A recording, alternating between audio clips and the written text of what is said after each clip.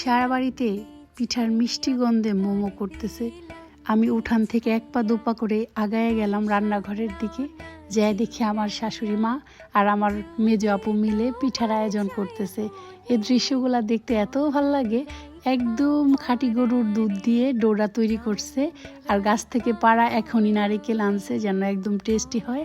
তারপর একদম সুন্দর করে ডো তৈরি করার পরে আলতো হাতে সাজের ভিতরে ভরে নিচ্ছে।